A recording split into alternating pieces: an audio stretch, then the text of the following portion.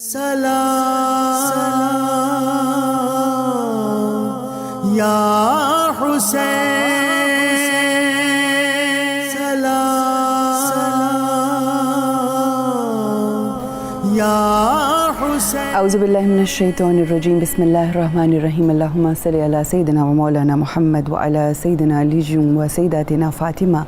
و سیداتنا زینب و سیدنا حسن و سیدنا حسین علیہ السلام و علی آلہ و اصحابہ و بارک وسلم وصلی علیہ۔ السلام علی الحسین و علی علی ابن الحسین و علی اولاد الحسین و علی اصحاب الحسین۔ خواتین و حضرات، آپ سب کو خوش آمدید کہتے ہیں محرم الحرام کی اس خصوصی ٹرانسمیشن میں جس کا نام ہے سلام شہدائے کربلا۔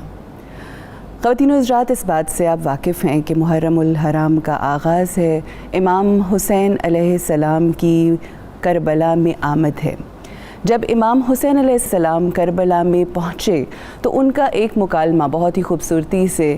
بیان فرمایا محسن نقوی صاحب نے کہ کربلا اور امام حسین علیہ السلام کے مابین کیا مکالمہ ہوا، وہ چند اشعار آپ کے سامنے ضرور پیش کرنا چاہوں گی، کیونکہ آج جو ہمارا ٹاپک ہے وہ یہی ہے کہ کس طرح سے امام حسین علیہ السلام کی آمد ہوئی کربلا میں۔ امام حسین علیہ السلام جب کربلا پہنچے تو کربلا کی زمین کو کیا کہتے ہیں کہ تجھ پر میرا سلام ہوئے دشت بے گیا، میری محبتوں کی عقیدت وصول کر، آیا ہوں رفتوں کی تمنا لیے ہوئے، میرا خلوص میری دعائیں قبول کر۔ آگے کربلا کیا جواب دیتی ہے کہ اے اجنبی ٹہر مجھے اتنی دعا نہ دے،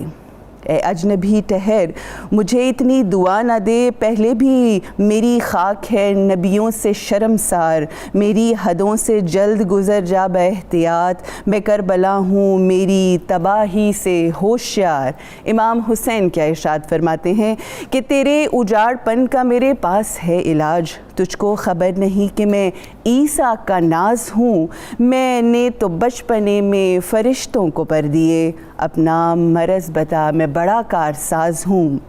کربلا کیا عرض کرتی ہے کہ میری رگوں میں ہانپتی رہتی ہے شب کو موت، دن کو میری فضا میں برستی ہیں بجلیاں، شام و سحر بلاؤں کے مسکن ہے ہر طرف، ہر سو بکھر رہی ہیں ہواؤں کی ہچکیاں۔ امام حسین علیہ السلام حوصلہ دیتے ہوئے کربلا سے کیا فرماتے ہیں کہ اے نینوا اداس نہ ہو حوصلہ نہار،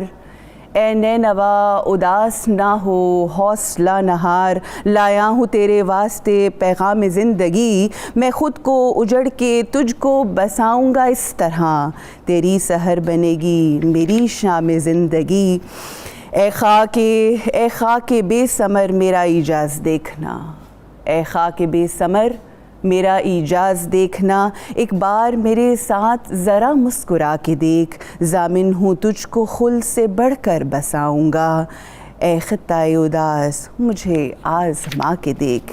کربلا کیا کہتی ہے کہ بالکل آخری جملے کہ مجھ کو سنوارنے کی تمنا ہے گر تو سن، مجھ کو سنوارنے کی تمنا ہے گر تو سن، اتنا لہو تو ہو کہ جس میں سنور سکوں، روز ازل سے ہے میری قسمت بجھی ہوئی، کیا کچھ ہے تیرے پاس کہ جس سے میں نکھر سکوں۔ اب امام حسین علیہ السلام مدینہ کو، مکہ کو چھوڑ کر جب اس کربل کی زمین پر آئے ہیں تو اپنے ساتھ کیا کیا لے کر آئے ہیں یہ ارشاد فرما رہے ہیں امام حسین علیہ السلام۔ لایا ہوں اپنے ساتھ 72 دلوں کا رنگ،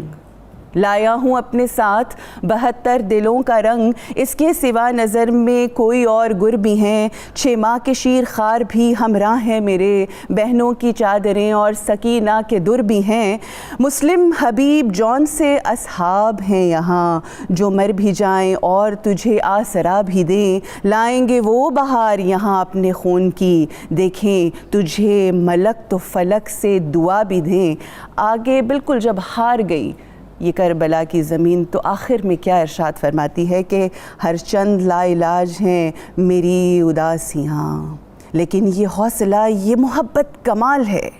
نسخے سبھی درست صحیح خواہشیں بجا، میں کیا کروں کہ تو کیا زہرا کلال ہے۔ اب امام کو جوش آ گیا، اور امام جوش ولایت میں کیا ارشاد فرماتے ہیں، آخری جملے، آہستہ بول اتنی دلیلیں نہ دے مجھے،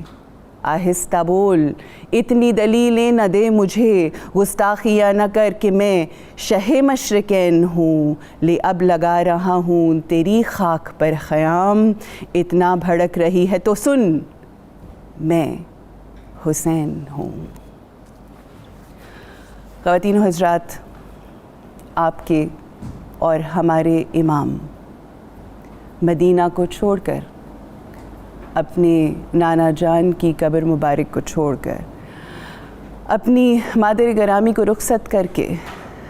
اپنے بھائی کو آخری سلام کر کے، وہ راستے، وہ بستی،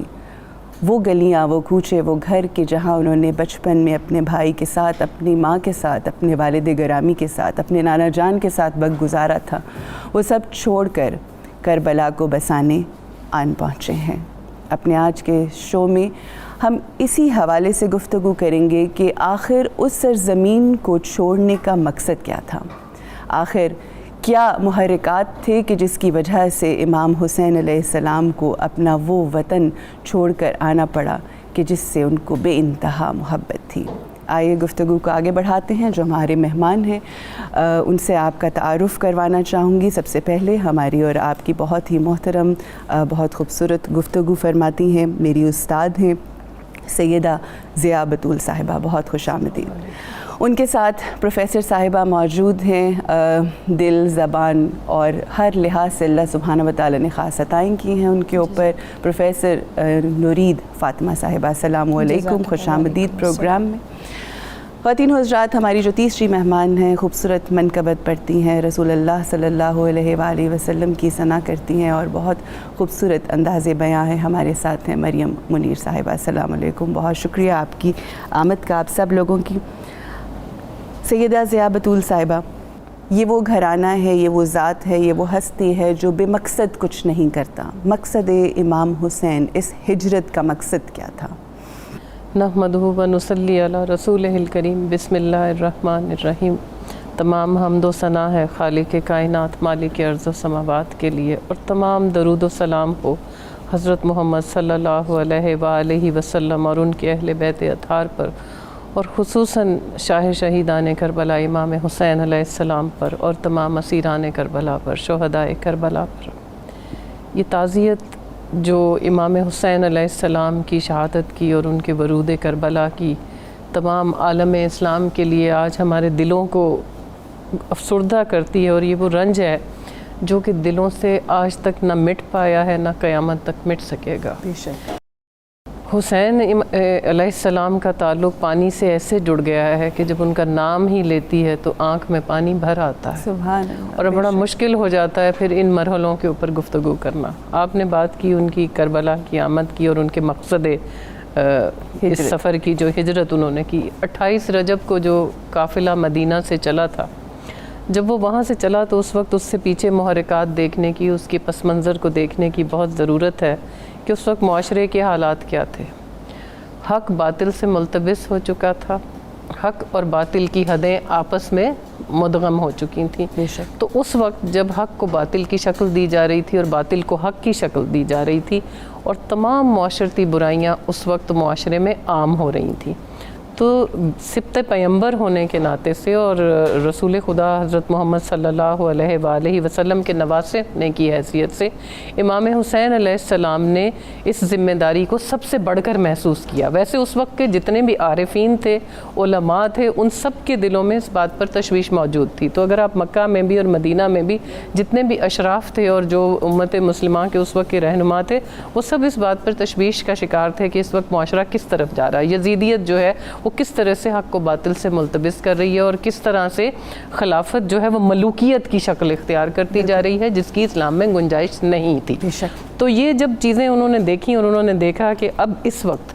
دین حق خطرے میں ہے، اور شریعت محمد مصطفیٰ صلی اللہ علیہ وآلہ وسلم جو ہے اس کو اس وقت اس مشکل کا سامنا ہے کہ جس کے لیے سبط پیغمبر کا نکلنا بہت ضروری ہو گیا، ورنہ امام حسین علیہ السلام کے لیے مدینہ سے نکلنا آسان نہیں تھا۔ ان کا بچپن وہاں گزرا، ان کا سارا وقت وہاں گزرا، اور پھر ان کی والدہ ماجدہ جناب سیدۃ النساء العالمین حضرت فاطمہ سلام اللہ علیہا کی قبر مبارک وہاں ہے، پھر ان کے نانا رسول خدا حضرت محمد صلی اللہ علیہ وآلہ وسلم کا مزار اقدس وہاں تھا، امام حسن علیہ السلام وہاں پر تھے۔ ان کے لیے مدینہ کو چھوڑنا ہم اس سے اندازہ لگا سکتے ہیں کتنا مشکل تھا کہ آج بھی جب ہم مدینہ میں جاتے ہیں، ہم جیسے عام مسلمان جو ان کی نالین پاکی خاک کے برابر بھی نہیں ہیں، ہم جب مدینہ سے نکلتے ہیں تو 100 بار پلٹ کر دیکھتے ہیں اور دل کھنچا چلا جاتا ہے کس تکلیف میں ہم اس کو چھوڑتے ہیں۔ تو امام عالی مقام نے جو اس کو چھوڑا تو انہوں نے اپنے مقصد کو بڑے اچھے طریقے سے واضح کیا۔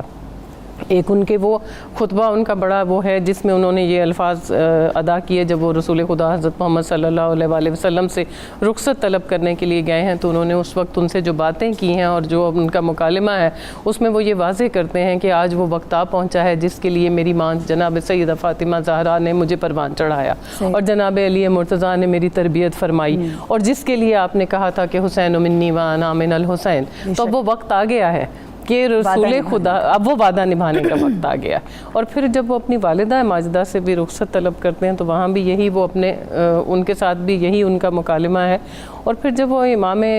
حنفیہ کو وہ اپنی دیتے ہیں وصیت لکھ کر، تو اس میں واضح کر دیتے ہیں کہ نہ تو میں کسی تخت و تاج کے لیے نکل رہا ہوں، نہ مجھے کوئی حسرت ہے خلافت کی، اگر میں نکل رہا ہوں تو میں امر بالمعروف اور نہی عن المنکر کے لیے نکل رہا ہوں۔ اور پھر اللہ تعالیٰ کی بارگاہ میں بھی دعا کرتے ہیں کہ یا اللہ تو جانتا ہے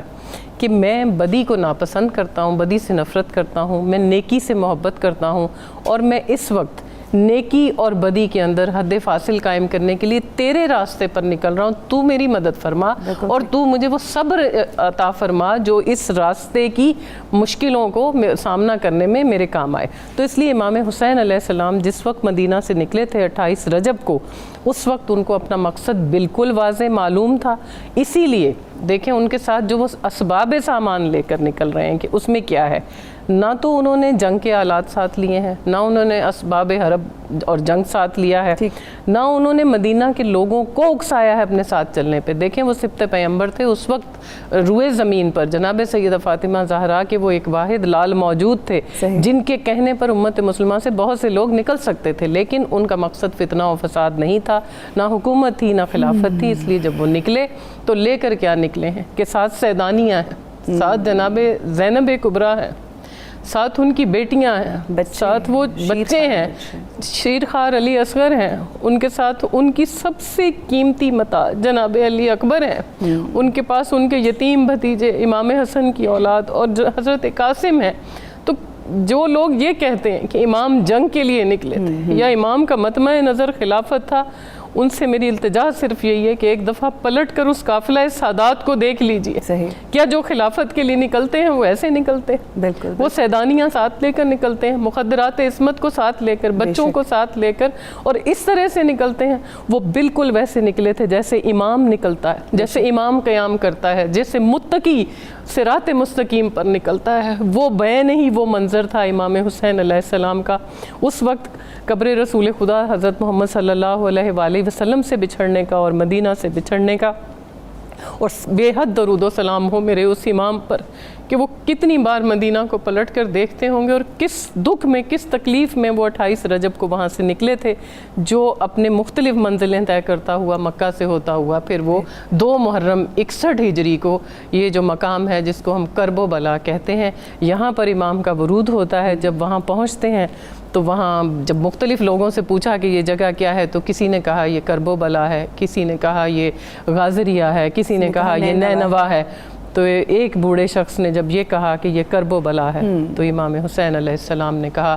کہ میں جس مقصد کے لیے نکلا تھا آج وہ اپنی تکمیل پہ پہنچنے کو ہے، اور وہ مقام آ گیا ہے جس کی ہمارے پاس بشارت موجود ہے. بس ہم اپنے خیمے یہی نصب کریں گے، اور اپنے قافلے کو انہوں نے پڑاؤ کا حکم دے دیا. پروفیسر نورید فاطمہ صاحبہ، آپ سے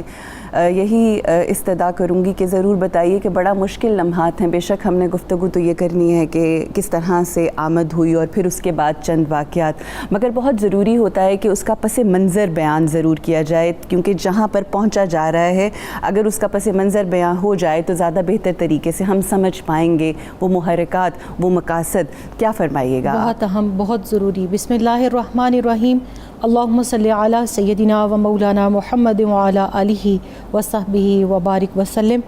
عروج، آپ نے جو سوال اور جس اینگل کی طرف اشارہ کیا، میں سمجھتی ہوں کہ آج سے پہلے شاید اس کی اتنی ضرورت نہیں تھی جتنی آج ہے. صحیح. اس کی وجہ یہ ہے کہ جس طرح ہم پہلے بھی اپنے پروگرامز میں بات کرتے ہیں کہ کربلا فارق حق و باطل ہے، تو ہر دور میں یزید ہے. بالکل. اور ایک سجدہ حسین نے تھوڑی سی دیر میں ہر دور کے یزید کو گالی بنا دیا. یزید آج بھی دندناتے پھرتے ہیں اور ان کی وہی کوشش ہے، تاریخ لکھوائی جاتی ہے، اس کا چہرہ مسخ کرنے کی کوشش کی جاتی ہے. تو حق کو ہر دور کے اندر حسینی قافلے میں، اور خواتین خاص طور پر سیدہ زینب سلام اللہ علیہا کی کنیزیں بن کر، ان کی پیروکار بن کر اور ان کے نقش قدم پر چلتے ہوئے، ان کا میں سمجھتی ہوں اولین فریضہ ہے کہ وہ کرب و بلا کے تمام واقعات اور وہ بنیادی بات کہ اس کی حکمتیں اور اس کا جو پس منظر تھا اور اس سے جو عکس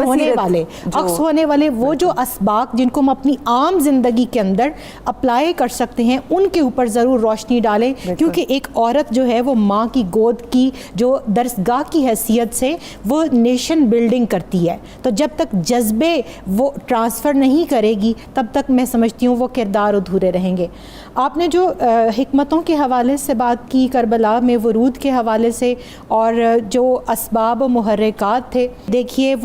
یہ آل رسول صلی اللہ علیہ وسلم کے وہ شہزادے ہیں جو راکب دوش پیمبر ہیں، جن کے لیے سجدوں کو طویل کیا جاتا تھا، جن کی گٹی لعاب مصطفیٰ صلی اللہ علیہ وسلم ہے، جن کو آپ صلی اللہ علیہ وسلم اپنی پشت پر سوار کر اپنے گھر کے اندر جھولا جھلایا کرتے، جن کے لیے سیدہ پاک کو حکم تھا بیٹی اس کو رونے نہ دو، حسین کے رونے سے مجھے تکلیف ہوتی ہے. اور پھر آج کے دور کے اندر یہ کہنا کہ ان واقعات نعوذ باللہ ان کے اندر یہ چیزیں غلط ہیں، یہ من گھڑت ہیں، یہ موضوع ہیں، میں سمجھتی ہوں اس دور کے اندر وہ جو 20 مقامات کی ہم آج بات کر رہے ہیں نا، کہ جہاں سے امام علی مقام علیہ السلام مخدرات عصمت کو لے کر چلے، اس میں جو بات ضیاء کر رہی تھی، بنیادی بات سب سے پہلی سمجھ لینی چاہیے کہ آپ چلے کیوں. اس میں امام علی مقام علیہ السلام کی اس حکمت کو آپ کے روضہ پاک پر جب آپ تشریف لائے تو میں ایک اقتباس آپ کے سامنے پیش کروں گی.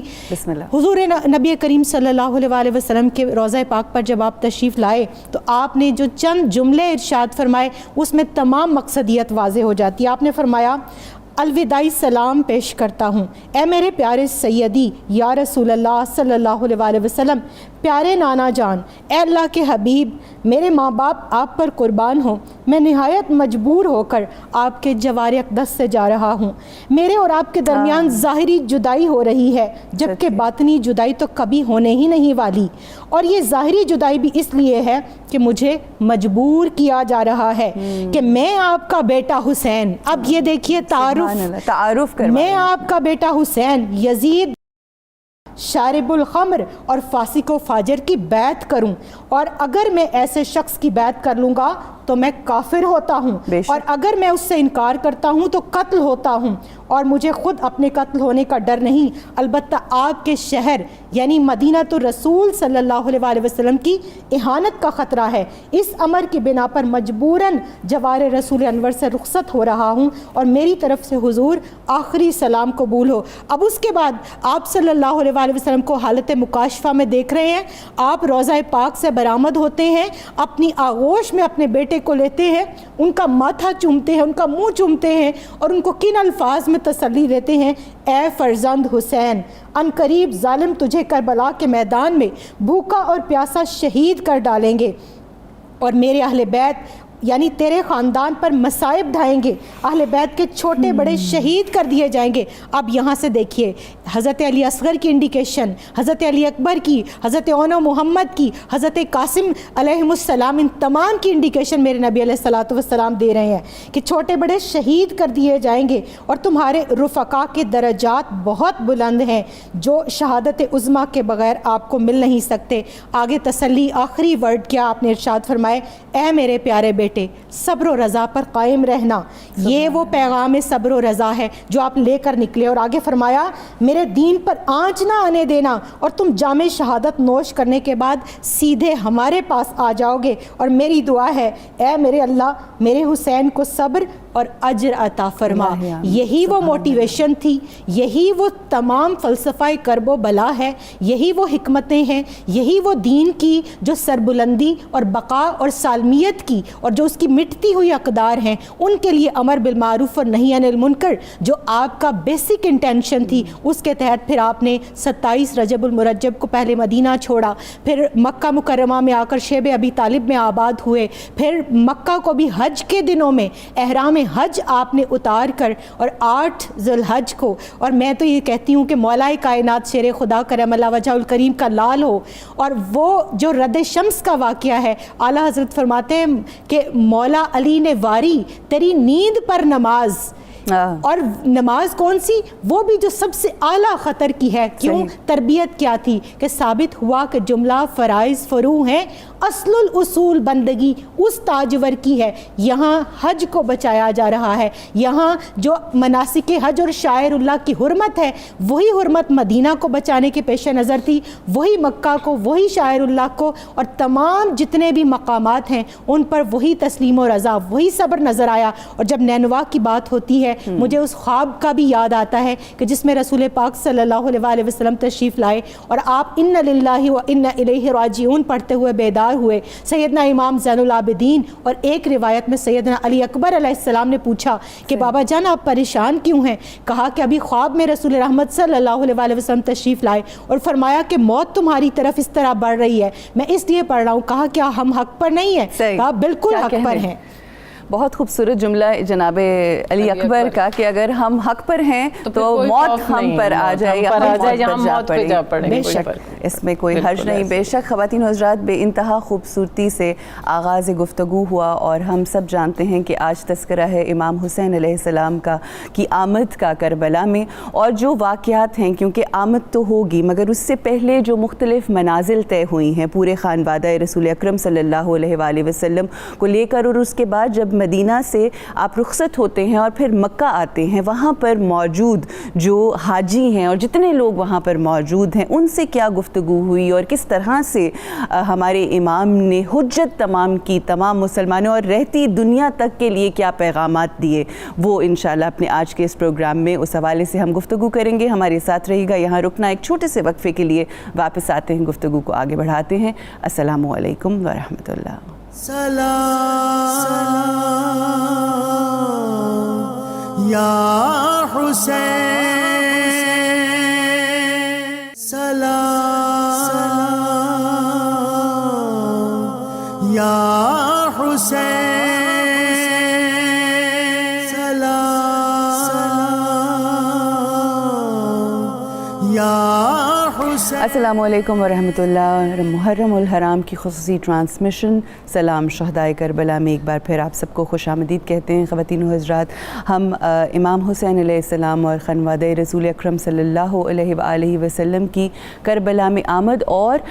ہجرت مدینہ سے جو مکہ پھر آپ گئے اور وہاں پہ جو واقعات ہوئے، اس حوالے سے انشاءاللہ کچھ جو واقعات ہیں آپ کے سامنے پیش کریں گے۔ سیدہ ضیاء بطول صاحبہ، میں چاہوں گی کہ جس وقت مدینے سے امام حسین نکلے ہیں،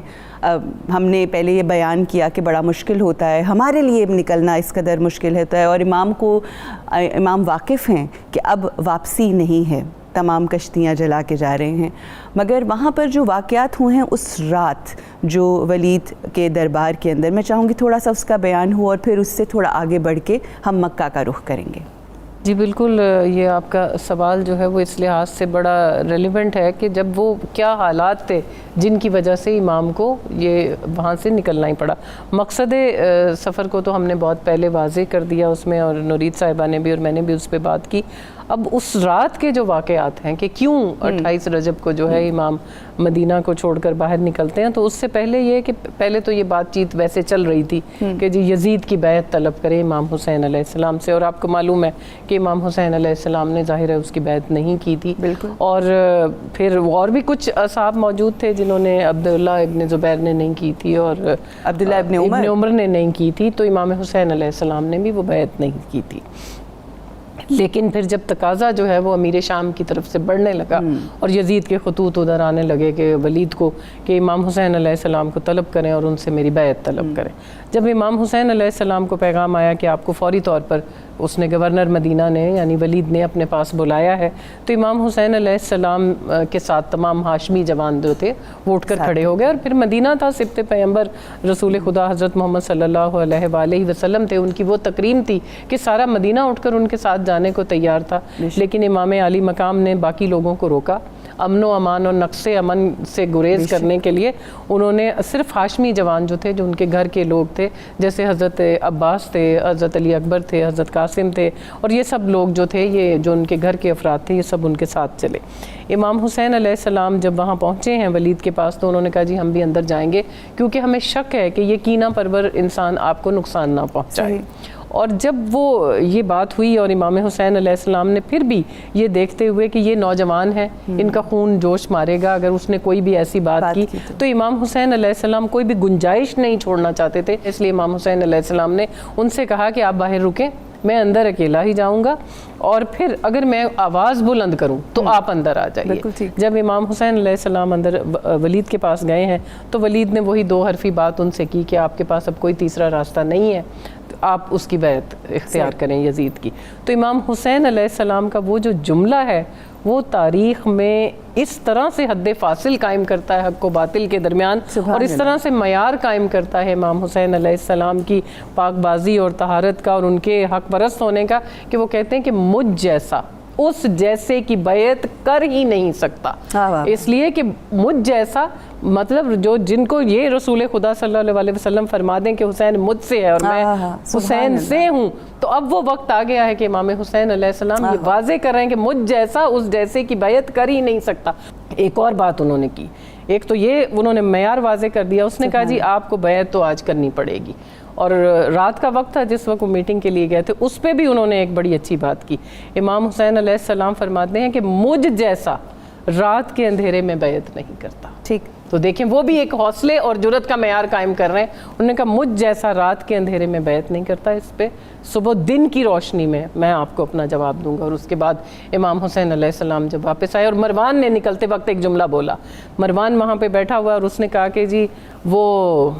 یہ امام حسین علیہ السلام اس وقت تمہارے نرغے میں آ گئے ہیں اور ان سے بیعت لیے بغیر ان کو جانے نہ دو، اگر تم نے جانے دیا یہ بیعت نہیں کریں گے. تو امام حسین علیہ السلام جو تھے، جلال محمد مصطفیٰ حضرت محمد صلی اللہ علیہ وآلہ وسلم جوش میں آیا، اور امام حسین علیہ السلام نے اس کو پکار کر کہا کہ او غلام زادے، تیری یہ جرت کہ مجھ سے ایسے بات کرے اور میرے ساتھ ایسی گستاخی کرے. جیسے امام کی آواز بلند ہوئی تو تمام ہاشمی جوان جو ہیں وہ اندر داخل ہو گئے. اس وقت مروان کو بھی اور ولید کو بھی احساس ہو گیا کہ اس وقت اس بات کو ختم کر دینا چاہیے. تو امام حسین علیہ السلام اپنے ہاشمی خاندان کے خانوادے کے ساتھ واپس گھر پر تشریف لے آئے. یہاں پر میں ایک چیز، اس سے پہلے کہ آپ مزید گفتگو کو آگے بڑھائیں، ایک چیز جو مجھے بہت فیسنیٹ کرتی ہے، ظاہر ہے ہر بات امام سے جڑی جو ہے وہ ہمارے لیے مثال ہے اور ہمیں اس کے اوپر چلنا ہے، مگر کس طرح سے امام حسین علیہ السلام نے شارع عام جو ہے اس کو چوز کیا نکلنے کے لیے، تاکہ لوگوں کو یہ بھی میسج بھی جی بالکل دیکھیں وہ انہوں نے، حالانکہ ان کو مدینہ میں اس وقت جب وہ اب سفر کی تیاری شروع ہو گئی، جب واپس آ گئے فیصلہ ہو گیا کہ مدینہ چھوڑنا پڑے گا، تو یہ آپ نے بڑی اہم بات کی کہ ان کو یہ مشورے دیے گئے کہ آپ غیر معروف راستوں سے نکلیں. تو امام حسین علیہ السلام فرماتے، جیسے انہوں نے وہاں یہ واضح کر دیا کہ مجھ جیسا رات کے اندھیرے میں بیعت نہیں کرتا، رات کے اندھیرے میں کوئی سمجھوتے نہیں کرتا، تو اسی طرح امام نے اس بات کو بھی واضح کر دیا کہ امام نے غیر معروف راستوں کو اپنی جان بچانے کے لیے اور اس مقصد کو ذہن میں رکھتے ہوئے کہ وہاں جس معروف راستے سے وہ گزریں گے وہ اپنا پیغام دیتے رہے، کیونکہ وہ تو نکلے تھے امر بالمعروف اور نہی عن المنکر کے لیے، اور اپنے نانا کی امت کی اصلاح کے لیے، تو وہ تبلیغ کے مقصد سے وہ چلتے رہے. اور پھر جو ان کا مدینہ سے مکہ کا سفر ہے اس میں مختلف مقامات پر امام رکے ہیں، جہاں بھی رکے ہیں وہاں ان کے جو خطبات ہیں وہ سب توحید کی وضاحت ہے. اس کے بعد انہوں نے شریعت محمد مصطفیٰ کے اتباع کی بات کی ہے، اپنی ذات کی خلافت کی حکومت کی اس میں کوئی بات نہیں. اور انشاءاللہ آنے والا جو ہمارا نیکسٹ سیگمنٹ ہے اس میں ہم اس حوالے سے بالخصوص گفتگو کریں گے. میں پروفیسر صاحبہ آپ ماشاءاللہ بہترین گفتگو کرتی ہیں اور وہ تمام ایلیمنٹس، وہ تمام پوائنٹس جو بالخصوص آج کے دور میں بہت امپورٹنٹ ہیں. ہم نے بچپن سے لے کے آج تک یہ سنا کہ یہ جو واقعہ کربلا تھا یہ ہمیشہ سے آقا دو جہان اس واقعے کو یاد کرتے، اس کے آنسو بھی بہاتے اور اس کا تذکرہ کیا کرتے. مگر آج اس طرح کی گفتگو ہوتی ہے کہ یہ بس ایسے ہی ہو گیا، یہ ایک جسے کہتے ہیں نا کہ اٹ واز ناٹ پلانڈ اور تھنگ لائک دیٹ. میں چاہوں گی اس پر ضرور روشنی ڈالیے، کیونکہ وہ جو نوجوان ہیں جن کو آج کنفیوز کیا جا رہا ہے، یہ ہماری ذمہ داری اور اس پلیٹ فارم کی ذمہ داری ہے کہ اس کو واضح کیا جائے. بالکل عروج، اور میں نے اپنی ابتدائی گفتگو میں اسی کی طرف اشارہ کیا کہ اور خواتین کی یہ زیادہ ذمہ داری ہے سیدہ زینب سلام اللہ علیہا کے احسانات کی بجا آوری میں، کیونکہ انہوں نے حدیث عشق دو بابست کربلا و دمشق، یک حسین رقم کر دو دیگر زینب. تو سیدہ زینب سلام اللہ علیہا نے کربلا کے جس دوسرے باب کو مکمل کیا، آج اس کی وضاحت کی چنداں زیادہ ضرورت ہے. اور یہ جو حق کو باطل کے ساتھ پھر ملتبس کیا جا رہا ہے، میں سمجھتی ہوں اہل حق تعداد میں ہمیشہ تھوڑے رہے مگر غالب رہے. اس دور کے اندر بھی آپ دیکھیے کہ جب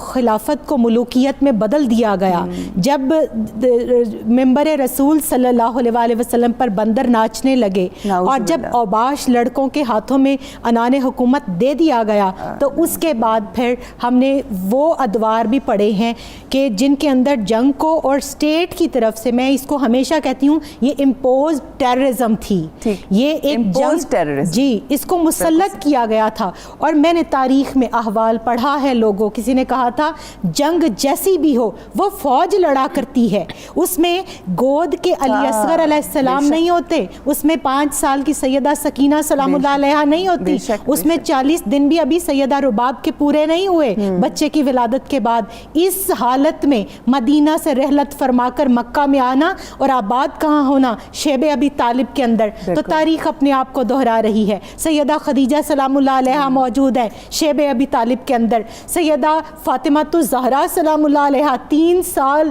وہ صعوبتیں برداشت کر کے اپنی اولاد کے لیے ایک مثال قائم کر رہی ہیں، ایک روش، ایک سنت جو ہے وہ سیٹ کر رہی ہیں کہ دیکھو اے میرے لاڈلے، تمہارے اوپر بھی یہ وقت آئے گا، تم بھی آؤ گے قربانیوں کے لیے، اسلام کی بنیادوں کو قائم کرنے کے لیے. اور آنے والا کوئی مورخ تانا دے سکتا تھا کہ انقلاب اسلام آیا، اسلام کی قدروں کو پامال کیا جا رہا تھا، عورت تو گھر بیٹھی تھی، آپ نے عورت کو گھر نہیں بٹھایا. اس وقت کی جو کائنات کی بہترین خواتین تھیں آپ نے ان کو ساتھ لیا. سیدہ زینب سلام اللہ علیہا جن کے بال کبھی آسمان نے نہ دیکھے تھے، جن کی آواز کبھی ہمسایوں نے نہ سنی تھی، جو رات کے اندھیرے میں اس طرح جنت البقیع میں حاضری کے لیے جاتی کہ آگے امام حسن علیہ السلام، پیچھے امام حسین علیہ السلام ہوتے، اور آپ کے ہمسائے کہتے ہیں ہم نے برقعے میں ملبوس زینب کو کبھی نہیں دیکھا تھا. پھر عورت کے لیے یہ معیار قائم کر دیا کہ پردہ ہو تو ایسا ہو، اور اگر سخاوت ہو تو ایسی ہو کہ حضرت عبداللہ بن جعفر رضی اللہ تعالیٰ عنہ اگر 1 لاکھ درہم خرچ کرتے ہیں تو آپ بھی 1 لاکھ درہم خرچ کرتی ہیں. کس متمول گھرانے کی خاتون ہے، مگر جب قربانی کے لیے نکلی ہیں تو اپنے بھائی کے ساتھ وہ سینہ سپر ہو کر کہ امام حسین علیہ السلام کے بعد وہ امام پاک علیہ السلام کی وہ نمائندہ اور وہ سربراہ بنی ہے کہ پھر امامت کی حفاظت بھی آپ نے فرمائی. تو مکہ کے اندر بھی آپ دیکھیے کہ جس طرح سے مدینہ کے اندر سے آپ نے اپنے مقاصد کو واضح کیا، میں نے روضہ رسول کے حوالے سے بھی وضاحت کی. تو تو اتنا ٹائم تو نہیں کہ ہم آپ کے خطبات کو مکمل جو ہے وہ پیش کر سکیں، مگر ان کا جوہر میری بہن نے جو بیان فرمایا کہ بنیادی طور پر آپ نے وہ جو خطوط آئے، وہ جو وفود آئے کوفہ سے، اور اتمام حجت کے لیے آخری خط جو آپ کے سامنے تھا، جب آپ نے لاسٹ میٹنگ کی تو اس کے اندر آپ نے فرمایا کہ اب انہوں نے کہا کہ اب اگر آپ نہیں آئیں گے، کیونکہ ہم آپ کو امام وقت سمجھتے ہیں، آپ اگر اب نہیں آئیں گے تو ہم کل بروز حشر آپ کے نانا جان کی بارگاہ میں عرض کریں گے کہ ہم نے تو دین کو بچانے کے لیے امام وقت کو بلایا مگر وہ تشریف نہیں لائے۔ پھر آپ نے واضح کر دیا کہ اب میرا جانا ضروری ہے، اب جو میرے ساتھ نکلنا چاہتا ہے وہ آ جائے، اور پھر آپ نے تمام خواتین کو، بچوں کو ساتھ لیا، اور آپ کربلا کے میدان کی طرف جب تشریف لائے اور 2 محرم کو یہاں ٹھہرے تو جہاں خیمے کی جو ہے وہ میخ گاڑی جاتی تھی، یہ کربلا کی زمین خون کے آنسو روتی تھی۔ آج جن آنکھوں سے آنسو برستے ہیں ان پر جو جو لوگ فتوے لگاتے ہیں، یہ وہ یزیدی لوگ ہیں کہ جنہوں نے ظلم توڑے، یہ اس دور میں ان کے ساتھ کھڑے تھے، اس دور میں تیر برسا رہے تھے۔ آج یہ چونکہ اس دور میں پیدا نہیں ہوئے تو اب یہ ان آنسوؤں پر فتوے لگاتے ہیں، حالانکہ امام علی مقام علیہ السلام، اہل بیت اطہار، ان کی قربانیوں کو یاد کر کے تاریخ میں واقعات بھرے پڑے ہیں کہ اہل محبت نے جس نے ایک آنسو بھی بہایا، یہ بڑا لجپال گھرانہ ہے، یہ ان کی بہت لاج رکھتے ہیں، یہ ان محبتوں کو سمیٹ کر اپنے پاس محفوظ کر لیتے ہیں اور یہ اس دنیا میں بھی عطا کرتے ہیں، اور ان آنسوؤں کا معاوضہ، ان کا عوض، ان کا اجر آخرت میں بھی ادا کیا جائے گا۔ بالکل خواتین و حضرات، ہم اپنے اس پروگرام سلام شہدائے کربلا میں حق اور باطل، جو باطل کا چہرہ ہے وہ بھی آپ کے سامنے پیش کر رہے ہیں، اور یہ سوال ہمیں اپنے آپ سے کرنا ہے کہ ہمیں حسینی بننا ہے یا ہمیں یزید کے لشکر میں آن کھڑے ہونا ہے۔ یہی جواب اگر ہمیں مل جائے تو ہمیں مقصد حیات مل جائے کہ ہمیں حسین علیہ السلام کو لبیک کہنا ہے۔ رکیں گے یہاں پر ایک چھوٹے سے وقفے کے لیے، واپس آئیں گے تو گفتگو کو آگے بڑھائیں گے، ساتھ رہیے۔ السلام علیکم۔ یا حسین سلام، یا حسین سلام، یا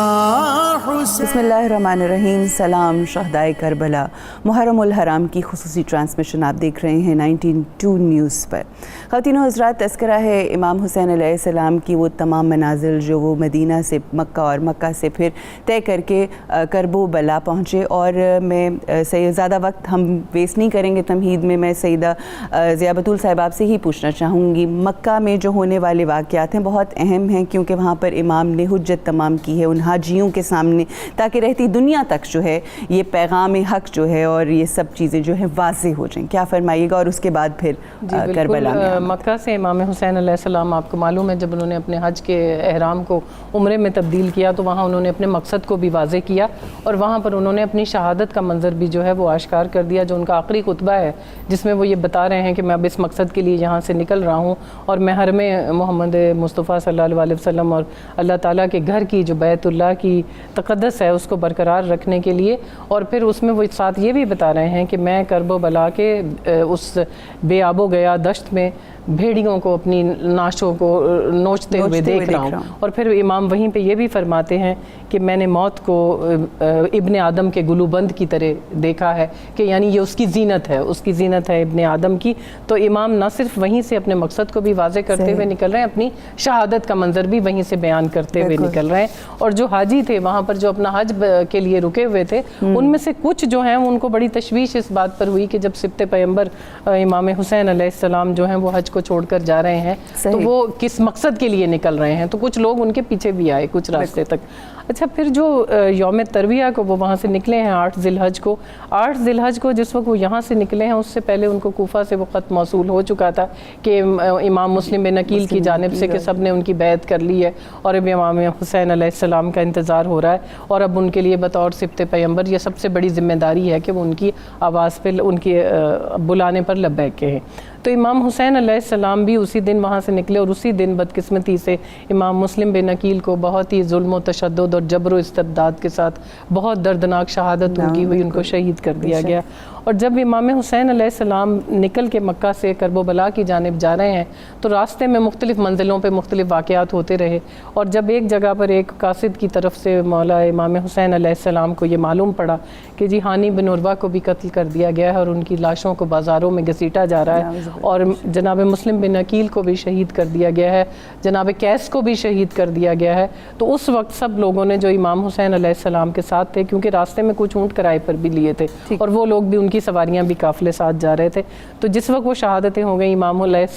حسین علیہ السلام نے اسی وقت تمام لوگوں کو اس بات سے آگاہ کر دیا کہ اب حالات بدل چکے ہیں، یہ لوگ میری جان کے در پہ ہیں، آپ میں سے جو جانا چاہے وہ چلا جائے۔ اور اس وقت وہ تمام لوگ جو خاندان سادات کے اور اصحاب امام حسین علیہ السلام کے علاوہ تھے وہ سب وہاں سے چلے گئے، لیکن جاتے وقت انہوں نے امام حسین علیہ السلام کو بھی بہت روکنے کی کوشش کی، اور جناب عبداللہ ابن جعفر کا خط بھی ان کو پہنچا، انہوں نے بھی کہا کہ آپ اس سفر کو ترک کر دیں کیونکہ اب تو منظر واضح دکھائی دیتا ہے، لیکن امام حسین علیہ السلام اپنے خواب کی طرف اشارہ کرتے ہیں کہ ابھی تھوڑی دیر پہلے میں نے اپنے جد امجد حضرت محمد صلی اللہ علیہ وآلہ وسلم کو خواب میں دیکھا ہے، اور انہوں نے مجھ سے کہا ہے کہ تم اپنے مقصد کی کامیابی کے لیے اپنے راستے کی طرف بڑھتے چلے جاؤ، تو اس لیے امام حسین علیہ السلام نے اس سفر کو نہ ترک کرنے کا فیصلہ کیا اور امام کربلا کی جانب بڑھتے چلے گئے۔ اور جب کربلا میں ورود ہوا، اس پہ ہم سامنے بات کر چکے ہیں کہ وہ سرزمین کیسی تھی، وہاں پر جب آپ پہنچے ہیں تو اس وقت جو امام حسین علیہ السلام کے ساتھ لوگ تھے وہ صرف وہ ان کی اولاد امام حسین تھی،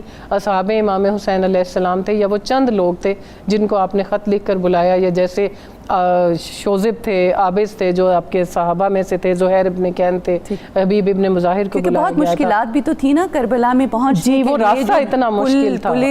فرات تھا وہاں پر، بالکل، پھر وہ راستے کی مشکلات اور وہ سب تنگیاں اور سختیاں برداشت کرتے ہوئے جب امام وہاں تشریف لائے تو ایک بات کی طرف میں ضرور اشارہ کرنا چاہوں گی کہ جو امام حسین علیہ السلام نے بیت اللہ کو چھوڑا تھا تو اس وقت چھوڑتے وقت انہوں نے اس بات کی وضاحت کی تھی، جن لوگوں نے پوچھا تھا ان سے مکہ کی حدود سے باہر آ کر ان کے پیچھے کہ آپ کیوں چھوڑ کر جا رہے ہیں اور حج کو کیوں چھوڑ رہے ہیں اس وقت، تو امام حسین علیہ السلام نے فرمایا تھا کہ یہ حاجیوں کے بھیس میں خنجر لے کر میرے قاتل یہاں آ چکے ہیں، اس سے دو چیزیں ہوں گی، ایک تو منافقت کے پردے میں میرے قاتل چھپ جائیں گے، اور دوسرے بیت اللہ کا تقدس جو ہے وہ پامال ہوگا، تو اس لیے میں اپنے خون سے اس صحن حرم کو رنگین نہیں کرنا چاہتا۔ آخر میں بس میں چاہوں گی کہ چند الفاظ اس کو وائنڈ اپ ہم کریں گے آج کے پروگرام کو، مولا کی جو آمد ہے کربلا میں، کچھ واقعات کیا فرمائیں گی آخر میں؟ واقعات تو عروج بہت سے ہیں، لیکن آج کے پروگرام کے جو میں سمجھتی ہوں نتائج کے حوالے سے اگر میں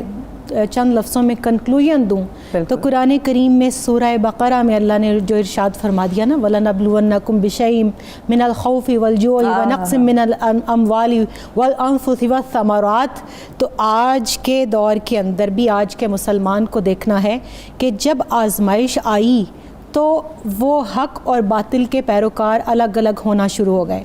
کچھ مدینہ میں ہو گئے، کچھ مکہ میں ہو گئے، کچھ کربلا میں کے میدان تک پہنچتے پہنچتے ہو گئے، جنہوں نے ملنا تھا وہ بھی ساتھ مل گئے، جنہوں نے چھٹنا تھا وہ بھی چھٹ گئے، کچھ کوفہ میں چھٹ گئے، اور یہاں آج جب 2 محرم الحرام کو خیمہ زنی ہو رہی ہے، آپ کی جو سیاسی بصیرت اور اسٹریٹجک پلاننگ ہے اس کو آپ دیکھیے کہ یہ مولا کائنات کے شہزادے ہیں اور یہ رسول اللہ صلی اللہ علیہ وآلہ وسلم کے بیٹے ہیں، تمام حجتیں جو ہے وہ ان کو بروئے کار لانے کے بعد آپ یہاں پر جب آئے ہیں تو وہ جو ظلم و ستم توڑے گئے، اس کے بعد ایک سوال پر میں اپنی بات ختم کروں گی اور شورش کے الفاظ میں ہی، کیونکہ میں سمجھتی ہوں اس سے خوبصورت نوحہ کسی نے نہیں پڑھا آج کے اس موضوع کی مناسبت سے۔ وہ کہتے ہیں کہ سوچتا ہوں کہ اسی قوم کے وارث ہم ہیں جس نے اولاد پیمبر کا تماشا دیکھا، جس نے سادات کے خیموں کی تنابیں توڑی، جس نے لخت دل حیدر کا تماشا دیکھا، برسر عام سکینہ کی نقابیں الٹی، لشکر حیدر کرار کو لٹتا دیکھا، ام کلثوم کو کوفہ میں بلکتا دیکھا، شام میں زینب و صغرا کا تماشا دیکھا، شاہ کونین کی بیٹی کا جگر چاک کیا، سبت پیغمبر اسلام کا لاشا دیکھا، اور دیدہ قاسم و عباس کے آنسو لوٹے، قلب پر عابد بیمار کا چرکا دیکھا، اور بھائی کی لاش سے ہم شیرہ لپٹ کر روئیں، فوج کے سامنے شبیر کو تنہا دیکھا، اور پھاڑ کر گنبد خضرا کے مکی کا پرچم، عرش سے فرش تلک حشر کا نقشہ دیکھا، اور قلب اسلام میں صدمات کے خنجر کھونپے، کربلا میں کف قاتل کا تماشا دیکھا۔ اے میری قوم تیرے حسن کمالات کی خیر، اے میری قوم تیرے حسن کمالات کی خیر، تو نے جو کچھ بھی دکھایا وہی نقشہ دیکھا، یہ سبھی کیوں ہے، یہ کیا ہے، مجھے کچھ سوچنے دے، کوئی تیرا بھی خدا ہے، مجھے کچھ سوچنے دے۔ سبحان اللہ۔ آج کے مسلمان کو سوچنا ہے کہ ہمارے تک ایمان کو پہنچانے کے لیے،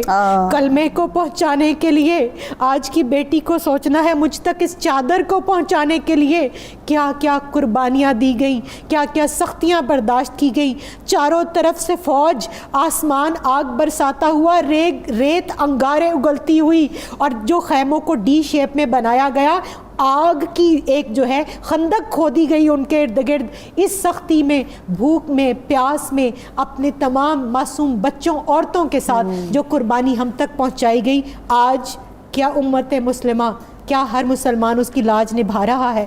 یہی سوال ہے، کہتی یہی میرا آخری سوال اور یہی پیغام ہے۔ یہی سوال ہے، اور یہی سوال ہم سب کو اپنے ساتھ کرنا ہے کہ کیا وہ جو قربانیاں امام حسین علیہ السلام نواسہ رسول اکرم نے دی، کیا ہم اس کی لاج رکھ رہے ہیں، کیا ہم اپنی زندگیوں کو بہتر کر رہے ہیں؟ یہی سوال ہے، اور یہی سوال ہر سال جب امام حسین علیہ السلام کا وہ جملہ حل من ناصر ینصرنا، جو پکار ہے، جو صدا ہے، اس کے اوپر لبیک کہہ کے ہمیں کہیں نہیں دیکھنا، بس اپنے اندر، اپنے گریبانوں میں جھانکنا ہے کہ کیا ہم اس حق کو ادا کرنے کی کوشش کر رہے ہیں یا نہیں۔ اللہ ہمیں توفیق دے کہ ہم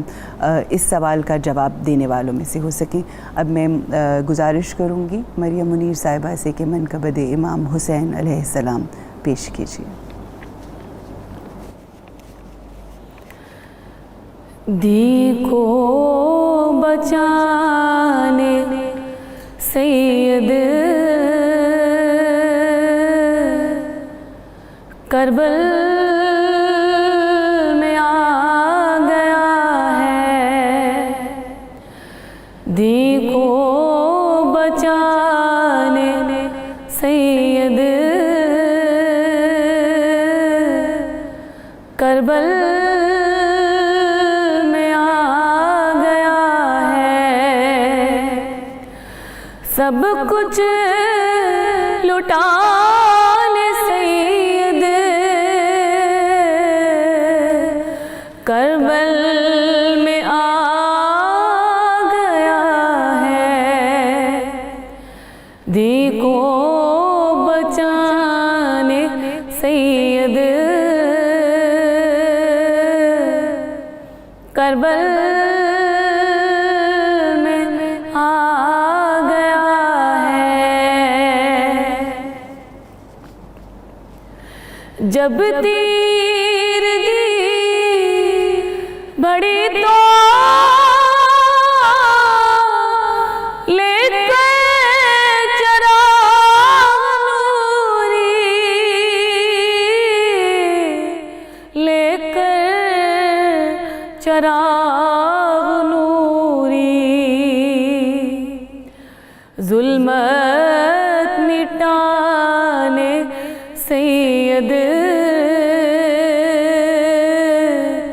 کربل میں آ گیا ہے، ظلمت مٹانے سید کربل میں آ گیا ہے، دی کو بچانے سید کربل میں آ گیا ہے، دی پر پڑی جو مشکل چھوڑا نبی کا روزہ، چھوڑا نبی کا روزہ،